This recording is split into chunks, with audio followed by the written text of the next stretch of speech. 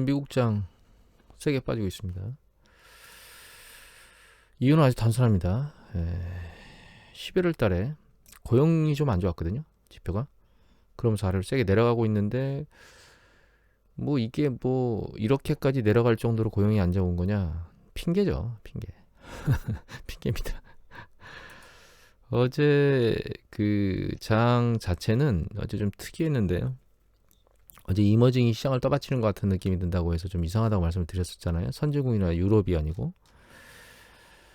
어제 초반에 약세를 보이다가 선물도 굉장히 세게 약세였습니다. 그러다가 후반은 아니고요. 점심 되기 전에 강세로 터닝하고 뭐 일본 같은 경우에는 선물 지수가 뭐 1% 후반대까지 떨어져 있었는데 그래서 약세를 보이다가 이제 오히려 강세로 터닝하면서 넘어갔습니다. 그래서 다른 아시아장은 그렇게 좋지는 않았지만 중국장하고 뭐 일본 그다음에 우리나라 이런 정도 상대적으로 잘 커버하고 넘어가서 유럽장이 어제 미국장이 떴죠. 반등했죠. 그래서 유럽장도 괜찮아지고 미국장도 괜찮아질라나 이런 생각을 했는데 역시 장이 전체 흐름의 반등 기조를 가지는 못하고 있는 것 같습니다. 주식시장이 제가 예전에 농담으로 드린 말씀이 있거든요. 주식시장을 정확히 예측하는 거는 하나님도 잘 모른다. 단지 예전에 잘 맞추시던 그 부채도사 장두석 씨만 잘한다고 제가 예전에 말씀드린 농담처럼 한 얘기가 있는데 시장 예측하는 게 쉽지가 않아요.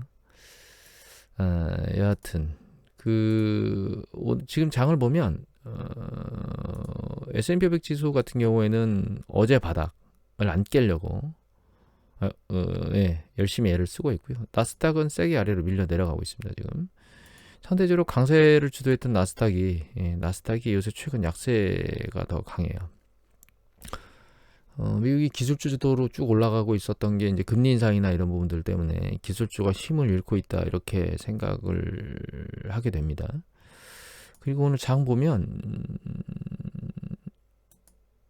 이게 하락의 정도거든요. 보잉이 이거보다 좀 많이 빠졌었는데 좀 제가 보는 사이에 좀 커버가 됐네요. 좀 올라왔습니다. 이거보다 훨씬 많이 빠졌었거든요. 좀 올라왔고 그 다음에 여기 보면 요게 나스닥 베이거든요. 여기 보시면 트립닷컴 여행주 그죠? 그 다음에 여행주 관련돼서 또 뭐가 보이는 게 있나? 뭐 여하튼 여행주가 좀 아까 보잉도 여행과 관련된 거라고 보면 되겠죠. 언택이 텍트로 넘어가면서 그 다음에 바이두, JD.com, 핀듀오도 요 세 가지 보면 주식이 급락하고 있죠. 어제 디디추싱 상장 폐지된다고 미국에서 그래가지고 지금 난리가 아닙니다. 아래로 내리꽂고 있고 상장한 지 얼마나 됐다고 올해 초에 상장했는데 이게 $16 정도 언저리에 있었거든요. 지금 $6니까 박살이 나고 있습니다. 일단 주식시장 자체는 기술적으로는 크게 아직 조정이 끝났다고 계속 말씀드리지만 조정이 끝났다고 볼 수는 없고요.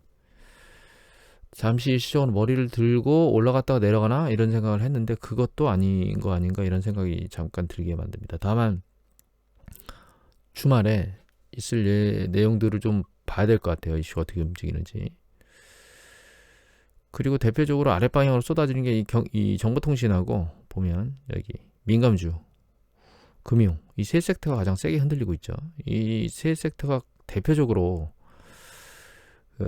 경기 수축이나 경기 강도가 떨어질 때 예측되는 부분, 그러니까 빨리 하락 강도가 커지는 부분 중에 하나인데 그런 쪽으로 움직이고 있다 생각하시면 될 것 같아요. 그러니까 오미크론이 경기 확장 속도를 좀 늦출 수 있다 이런 쪽으로 시장이 반응하고 있는 게 아닌가 이런 생각이 듭니다. 오늘 고용지표 보면은 이게 미국의 BLS 지표인데요. 요걸 먼저 볼까요? 네. 비농업 부분 고용 부분인데 원래 예상이 55만 3천 건이었는데 21만 건으로 반토막이 났는데 예전 같은 경우에는 요 시기에 10월인가요? 이 시기에 민간 고용은 좋았지만 정부에서 고용 부분을 깎아먹는 바람에 좀 줄었었는데 요번에는 그 자체가 아니고 여기 보면 토탈 민간 부분이 한 24만 5천 건밖에 안 돼요. 민간 부분 자체에서 고용이 그게 크게 늘어나지 않았다는 겁니다. 다만 이번에도 정보 부분은 좀 깎아맞고 있는데 이 민간 고용이 늘어나는 게 중요하지 정부 고용이 늘어나는 게 중요한 게 아니기 때문에 민간 부분이 상대적으로 많이 깎였다. 이 부분이 훨씬 더 중요하게 생각을 해야 될 것 같아요. 그만큼 고용이 안 좋다고 얘기들을 하고 있는데 이제 실업률은 뭐 극단까지 막 내려오고 있습니다. 지금 4.2% 나왔거든요. 그 다음에 신규 실업수당 청구 건수는 여기 보시면 22만 건이에요. 그러니까 생각해보면 신규 실업수당 청구 건수는 굉장히 낮고 실업률도 굉장히 낮거든요. 그런데 민간에서 고용의 속도는 빠른 속도로 회복이 되는 건 아니고 상승 강도가 한쪽으로 계속 추세로 밀고 올라가지를 못하고 있다는 겁니다. 근데 과거의 패턴을 놓고 보면 이게 터지기 전이거든요. 그러니까 고용 부분이 그렇게 약한 건 아닌데 일단 현재 그 노동 참여 인구율이 상대적으로 적잖아요. 그런 참여자들이 시장 안으로 잘 안 들어오고 있다는 뜻입니다. 그러니까 고용된 사람도 이렇게 퇴직이나 혹은 이렇게 내보내거나 이런 걸 못 하고 있는 거고 그런 부분이 결과적으로는 임금을 밀어올리게 만드는 이런 패턴으로 돌고 있어서 빨리 사람들이 일자리를 구하도록 뭔가 유도를 하거나 이런 쪽으로 움직여야 되는데 오미크론이나 이런 쪽이 자꾸 발병을 하고 하면 노동 참여율이 그렇게 빠른 속도로 올라가지 못할 수 있겠죠. 이런 쪽으로 이렇게 해석을 하게 되면 결과적으로 이제 수요가 좀 위축되지 않을까? 그다음에 인플레이션 쪽, 임금 상승 쪽에서는 압력이 가해지지 않을까? 이런 쪽으로 해석이 가능합니다. 그런 부분들이 경제에는 주름살이겠죠. 다만 경제 전체에 대해서 크게 고민을 할 필요는 없을 것 같아요. 특히 미국 경제 보면 이게 ISM 제조업 지수가 나왔죠. 오히려 더 위로 튀어 올라와서 나왔습니다. 특이한 거는 물론 이게 지금 이게 저희가 반영되는지는 모르겠습니다. 그러니까 블랙 프라이데이의 매출이 반영된 조사인지는 모르겠는데 서비스업에서 이렇게 느끼긴 하지만 실제로 매출 블랙 프라이데이나 이런 쪽의 매출이 그렇게 최초로 감소했다라고 하는 걸 놓고 보면 약간 괴리감이 없지 않아 있지 않나 그런 생각이니까 기업 측면하고 실제 소비자들이 느끼는 괴리감이 약간 있지 않나 그런 생각을 하게 됩니다. 일단 좋게 나와 있고요. 그 다음에 ISM 미국 걸 같이 볼까요? 이 제조업 지수 또 보면 아주 탄탄하게 잘 가고 있어요. 다만 중국 보면 이거는 카이신 서비스업 지수인데 내려오고 있죠. 횡보를 하기보다는 아래쪽으로 좀 그렇다고 뭐 경기 수축을 감안할 정도는 아닌데 아래로 내려오고 있고 과거 패턴에서 놓고 보면 높은 수준은 아닙니다. 과거 패턴에서 놓고 봐도 일정 부분 괜찮은 패턴이네요.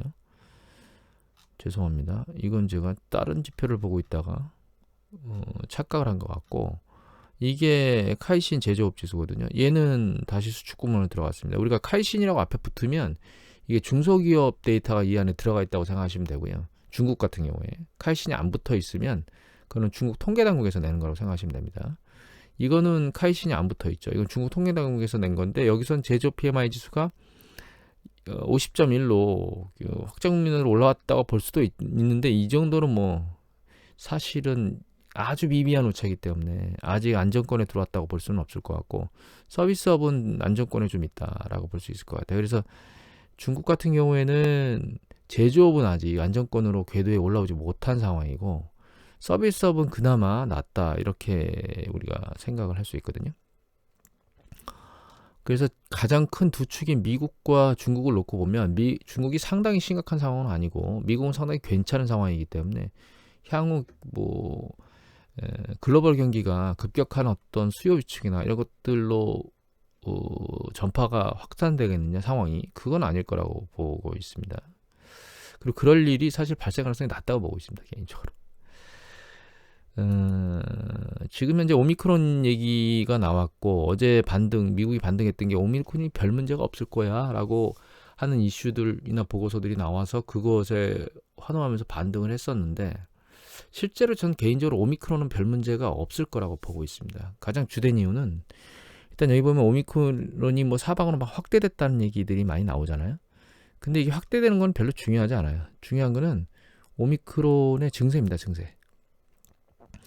실제로 오미크론이 했을 때 확대되는 건 괜찮은데 확대됐을 때 과연 증세가 심각하냐라고 하는 부분이거든요. 근데 이제 물론 이미 말씀드렸지만 확대되는 과정 중에 이 확대가 증세를 발생시키는 게 노령자거나 기저질환자거나 이런 쪽에 영향을 미쳐서 그쪽이 병의원 쪽이나 이런 쪽으로 그러니까 운용되는 것을 어렵게 만들어서 결과적으로는 활동을 통제하는, 우리나라 같은 경우에도 지금 확진자 수가 막 늘어나고 이러니까 활동을 통제하고 있죠. 이런 부분이 발생해서 일정 부분 경제에 약간의 어떤 뭐 주름살, 단기적인 그런 것들은 줄 수 있지만 전체적으로 놓고 보면 일단 증세 자체가 경미하기 때문에 그리고 백신을 계속 맞고 있는 과정에 있고 과거와는 다르게 올 3월과는 다르게 상당히 많은 부분이 백신들을 맞춘 국가들이 많기 때문에 올 3월을 생각하면 안 돼. 작년이죠. 작년 3월, 그다음에 올해 3월도 마찬가지입니다. 델타 변이 나올 때. 그래서 큰 문제는 없을 거라고 보고 있습니다. 또 한 가지는 이게 진짜인지 아닌지 모르겠지만 실제로 이렇게 될지는 모르겠지만 서울신문에 보면 노바박스에서 오미크론 백신을 다음 달이면 생산이 가능할 거다라고 보도가 나왔거든요. 12월 3일자 기사고요. 이거는 유용하 기자께서 내셨거든요. 여기서 우리가 지금 생각해 봐야 될 건 아무것도 없었던 상황에서 백신을 만드는 데는 시간이 걸렸죠. 그런데 지금은 이미 백신을 만드는 시스템이나 그걸 유통시키는 시스템 이런 것들이 완성되어 있는 상황이고 이 코로나라고 하고 하는 백신의 정체는 잘 알고 있거든요. 그래서 이 변이를 적용해서 백신을 만드는 거는 예전보다 훨씬 더 빠를 겁니다. 그 부분도 역시 증세가 미비하고 백신에 대한 노하우가 있다면 별 문제가 없을 것이다. 물론 뭐 이런 기사도 있습니다. 실제로 백신이 나오면 여기 보면 3개월에서 6개월이면 이미 전 세계를 오미크론이 지배할 거라고 얘기를 하고 있거든요. 백신이 나오기 전에 이미 모두 오미크론에 감염될 거라고 얘기를 하고 있어요. 중요한 거는 학자들 중에서 이 얘기를 했었죠. 델타 변이가 아니고 오미크론이 지배종이 돼버리면 델타 변이보다 상대적으로 증세가 약한 오미크론으로 인해서 결과적으로는 이 코로나 팬데믹 자체가 아예 감기 수준이나 이런 것들로 넘어가면서 정상화 패턴으로 넘어갈 수도 있다라고 하는 학자들의 얘기들이 있으니까 만약에 그 얘기가 맞다면 지금 정리를 해보면 오미크론이 확대되는 건 맞아요. 속도는 빠릅니다. 그런데 증세는 상대적으로 미약해요. 그런데 우세종이 된 상황에서 실제로 그렇게 증세가 약하면 우리가 백신이나 이런 것들을 다 투여하지 않아도 그렇게 되지 않은 쪽에서도 결과적으로는 이 코로나에 대한 문제가 감기 수준으로 안정화되는 그런 쪽으로 갈 수 있지 않을까요? 라고 하는 쪽으로 정리가 지금 현재는 되고 있습니다. 저는. 그래서 오미크론은 굉장히 일시적인 변동성을 야기할 뿐이지 이게 추세적으로 경기를 망가뜨리거나 이렇게는 생각하고 있지 않습니다. 여기서 누구시더라? 여기 파월 제닛 옐런 연준의장께서 오미크론이 세계 경제에 중대한 위협이 될 수 있어라고 가능성에 대한 물음표는 찍으셨는데 저는 이 가능성이 없다고 보고 있습니다. 지금 현재까지 나타난 증세로는. 그리고 일단 상황이 심각하면 남아공이나 이런 쪽은 결과적으로 이미 증세가 나타나고 그 상황이 심각한 것들이 보여야 될 것 같거든요. 그런데 이거는 월드오미터 데이터입니다. 남아공화국 데이터거든요. 밑에 보시면 최근에 코로나 팬데믹이 아래에서 갑자기 팡 튀어 올라왔죠. 밑에 보시면 뭐 100단위, 적게는 뭐 한 300 뭐 이런 단위에서 갑자기 여기 보면 만 단위로 툭 올라갔습니다. 30배 정도 오른 거죠. 근데 여기 밑에 보시면 이 사망자 숫자가 그렇게 늘질 않고 있어요, 지금. 크게. 그리고 여기 보시면 죽는 사람의 숫자가 안 늘어난다는 거죠. 결과적으로는 중증으로 잘 안 가고 있다는 뜻입니다, 현재. 그래서 데이터에서 나오는 것처럼 경미행진상으로 끝나는 게 맞는 것처럼 현재 보이고 있습니다. 그러면 조정이 제가 끝났다고 생각하는 건 언제일 거냐? 지금 가장 조정의 중요한 이슈는 사실 추구 전략입니다. 제가 예전에도 말씀드렸지만 실제로 이 조정이 완전히 끝났다고 우리가 인지를 하려면 충분한 조정이 있거나 두 번째 실제로 기준금리가 올라갔거나 이 두 가지 중에 하나인데 계속 이 가속화 페달을 밟으라고 여기저기 연준인사들이 얘기를 하고 있고 이분은 퇴임할 부의장 중에 한 명이신데 여기 보면 3월 안에 테이퍼링을 끝내야 하는 발언을 이제 냈다는 거예요.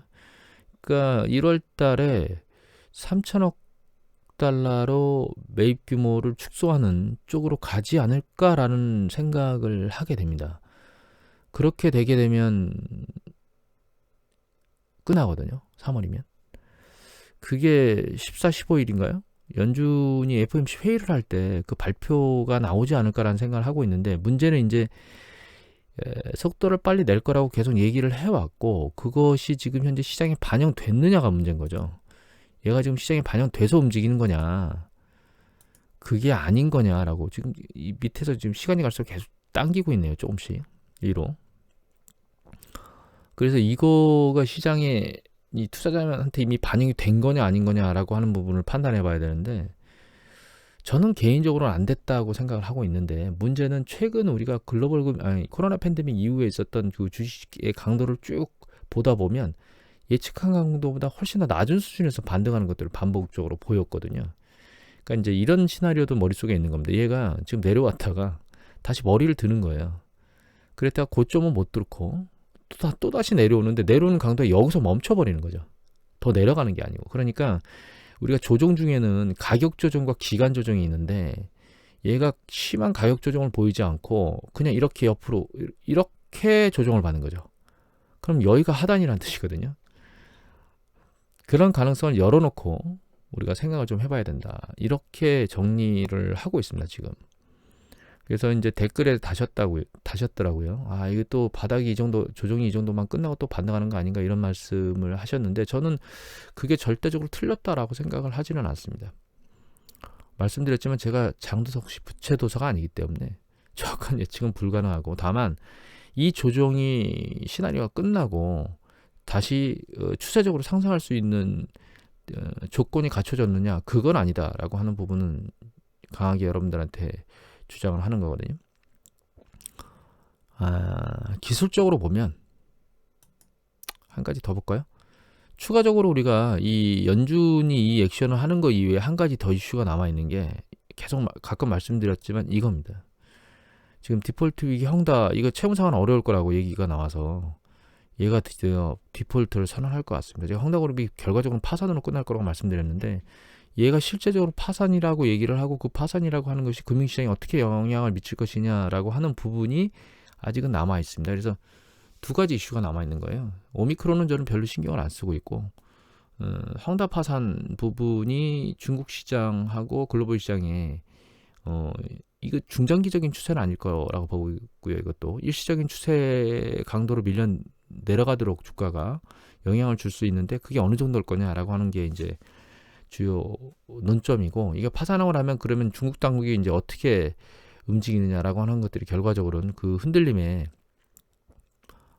마침점을 찍지 않을까 생각을 하고 있고요. 두 번째가 이제 이 금리 인상이 두 가지라는 겁니다. 그리고 이게 기술적으로 놓고 보면 여러 가지 차트를 믹싱해서 봅니다. 기술적으로 볼 때. 일단 뭐 MACD나 RSI 같은 경우에는 아직 터닝 포인트가 제대로 안 잡혀 있는 상황에, RSI는 상대적으로 지금 현재 같은 상황이라면 이 20 라인을 뚫고 내려가서 강도를 마지막으로 찍고 올라가는 게 일반적인 패턴이거든요. 근데 아직 충분히 내려가지 않은 상황이에요, RSI가. 그리고 MACD는 아예 뭐 터닝이 지금 안 되고 있는 상황이고, 빅스 지수가 이렇게 반등하지만 아랫방향으로 내려오지는 않고 있습니다. 다만 이 강도는 약간씩 약해지고 있죠. 강도 이렇게 옆으로 꺾이고 있죠, 약간 패턴이. 그리고 빨간색과 파란색, 이거는 이동평균선이기 때문에 신경 쓰지 마시고, 검은색 빛깔로 되어 있는 것들, 이게 미국의 하이힐드 채권 ETF입니다. 세 가지인데 같이 믹싱해서 보거든요. 잘 보시면 이 주식하고 하이힐드 채권 ETF는 방향성이 같은데, 이 하이힐드 같은 경우는 최근에 떨어지는 강도가 떨어져 있어요. 그러니까 이렇게 쭉 내려오다가 옆으로 개걸음을 치고 있죠. 오늘도 이 하락을 하긴 했지만 일정 부분, 어떤 거는 하락이 아니고 약간 머리를 드는 패턴을 보이고 있어서, 이걸로 놓고 보면 전체적인 시장에서 강도가 다 세다, 아랫방향으로, 이런 느낌은 안 들어요. 사실은 어제도 그런 느낌이 제가 들었었거든요.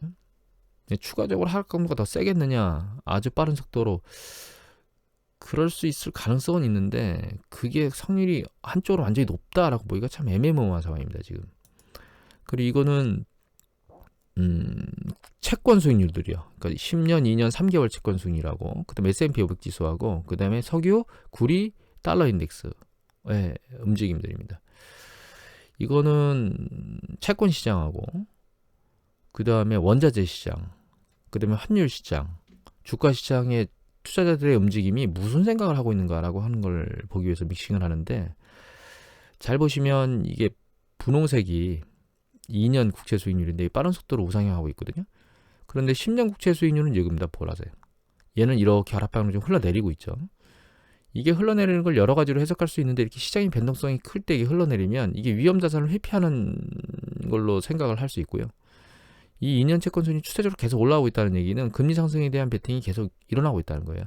3개월 채권 수익률은 큰 변동이 없는데 이 3개월 채권 수익률은 미국의 기준금리하고 상황이 굉장히 높습니다. 그러니까 기준금리가 튀어 올라갈 때도 같이 올라가기 때문에 지금은 얘를 보는 게 지금 의미가 없고 2년하고 10년을 놓고 보면 금리는 윗배팅으로 보는 투자자들이 많고 금리 쪽에서 그 다음에 현재는 단기적으로는 약간 수요 유축이나 이런 것들에 방어하는 케이스 쪽으로 하는 사람이 많다 이렇게 보시면 될 것 같고 사고 시장도 아랫 방향으로 내려오고 있죠. 구리도 보면 추세적으로 이렇게 반등을 못하고 밑으로 내려오고 있습니다. 꺾이고 있어요. 이거는 이쪽 원자재 시장 자체도 일정 부분 수요 유축에 대해서 동의를 하고 있다.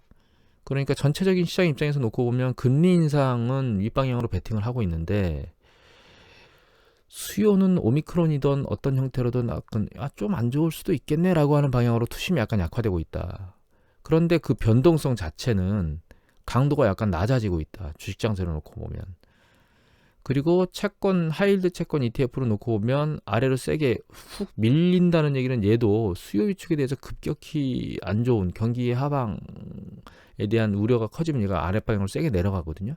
근데 얘는 그나마 떠받치고 있으니까 지금 하이힐드 채권 쪽에 있는 투자자 심리는 상대적으로 다른 지역, 뭐 유가라든가 아니면 뭐 주식이라든가 이런 것보다는 상대적으로 덜 위험하다고 보고 있다라고 이렇게 봐야 될 것 같아요. 아랫방향으로 전부 다 세게 움직이고 있으면 아랫방향의 강도가 굉장히 높아질 거라고 예측을 할 수 있는데 아직은 뭐 하이힐드 ETF 시장 그렇지 않은 쪽으로 해석을 해도 되는 거예요. 다른 거 말고는 뭐 유가나 이런 것들도 세게 내릴 꽂았다가 지금 옆으로 기고 있고 추세적으로는 내려오고 있는데 최근 강도는 약간 누그러지고 있습니다. 하락 강도가.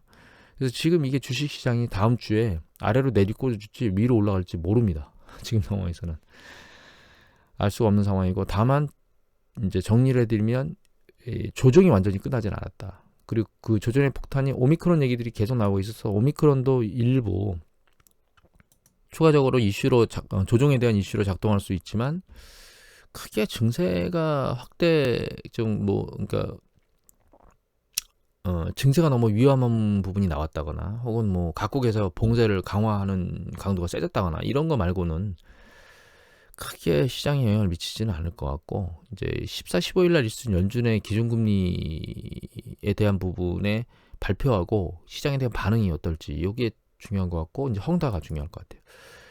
그럼 도대체 어떻게 해야 된단 말이냐 얘기를 들어보면 이게 머리가 너무 아프다 이렇게 생각하시는 분들이 많을 거예요. 그런데 제가 이제 매매할 때 생각하는 부분을 여러분들한테 도움이 될지 모르겠지만 말씀을 드리면 일단 매매하기 전에 세 가지에 대한 개념을 먼저 이해하고 계셔야 되는데 첫 번째가 트렌드입니다. 이 트렌드라는 얘기는 주식시장의 추세를 말하는 거고 혹은 경기 사이클 추세를 말하는 거라고 생각하시면 돼요. 그러니까 경기가 확장 국면에 있는 상황에서의 트렌드라면 지금 현재가 향후에는 결과적으로 경기가 확장돼서 위로 올라갈 거니까 주식도 위로 올라갈 거잖아요. 그럼 지금은 변동성만 보이는 거기 때문에 사실 큰 우려가 없고 그냥 언제 잡아야 될 것이냐 어느 만큼 밀어 넣을 것이냐라고 하는 관점으로 달라진다는 거죠. 그런데 만약에 추세가 경기가 아랫방향으로 떨어지는 직전에 있거나 정점이거나 혹은 떨어지는 과정 중에 있다라면 이거는 더 많이 먹겠다는 관점보다는 실제로는 얼마나 빨리 자기 포지션을 청산하는 게 올바르겠느냐 이런 관점으로 접근을 해야 되거든요. 근데 지금은 경기가 확장 추세 국면에 있고 정점에 있는 것도 아니기 때문에 변동성 장세로 끝날 겁니다. 그러면은 내년 하반기에 주식을 팔 거라고 생각을 해보면 그렇게 우려할 상황은 아니에요. 다만 그 관점에서 놓고 보면 이게 그 투자 비중을 어떻게 가져갈 거냐 그 다음에 타이밍을 어떻게 잡을 것이냐 요 두 가지로 딱 남거든요. 그런데 강도가 세게 내려갈 때는 타이밍을 잡기가 쉬운데 지금처럼 강도가 내려가다가 반등하다가 내려가다가 반등하다가 이러면 이게 반등이 바닥이 어디가 바닥인지는 알 수 없어요. 그러니까 조정이 안 끝났는지는 지금 분석하는 걸로 이해를 할 수 있는데 문제는 내가 잡는 게 바닥인지 아닌지를 판단하기가 어렵거든요. 그래서 그 가격 조정으로 일어나면 바닥에서 잡기가 쉬운데 이게 기간 조정으로 일어나면 바닥 잡기가 어렵습니다.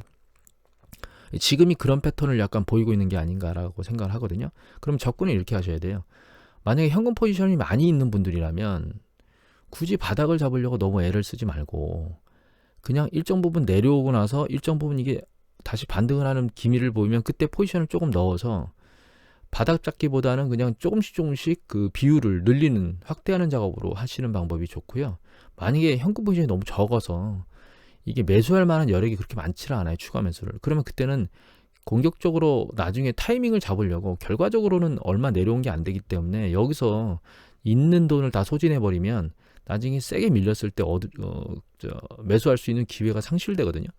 그러니까 그런 정도의 포지션이 너무 적다. 내 보기에는 현금 포지션이 적다면 타이밍을 잡기 위해서 이 정도의 조정은 그냥 눈으로 그냥 훑고 지나가고 나중에 깊은 조정이 있을 때까지 기다리는 방법을 선택해야 돼요. 그러니까 매수 관점에서 놓고 보면 그냥 하나의 관점으로 쳐다보시면 안 되고 지금은 트렌드 관점에서는 경기가 확장 국면 중반쯤에 있기 때문에 걱정 없이 매수를 그냥 하시면 되는데 중요한 거는 내가 가지고 있는 추가 매수 현금 포지션, 매수할 수 있는 포지션이 얼마인가에 따라서 그냥 일시적 조정 부분, 그러니까 일정 부분 내려오면 그냥 매수를 하는 조금씩 이렇게 사는 방법을 선택할 수도 있고 상대적으로 적으면 깊이 떨어질 때까지 그냥 보유하고 있다가 나중에 한꺼번에 매수를 치는 이런 방법 두 가지 중에 하나의 전략을 내 비중을 가지고 현금 포지션 비중을 가지고 결정하는 이런 방법을 선택하시는 게 나은 방법이 아닌가 이렇게 그냥 정리해서 말씀을 드리도록 하겠습니다.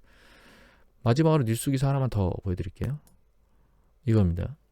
서울에 이어서 경기도도 아파트 팔자 우위로 매수자 우위 시장으로 그러니까 매도가 많이 늘어난 거죠. 아파트가 정점을 찍고 이제 아랫방향으로 내려가고 있는데 정부가 갑자기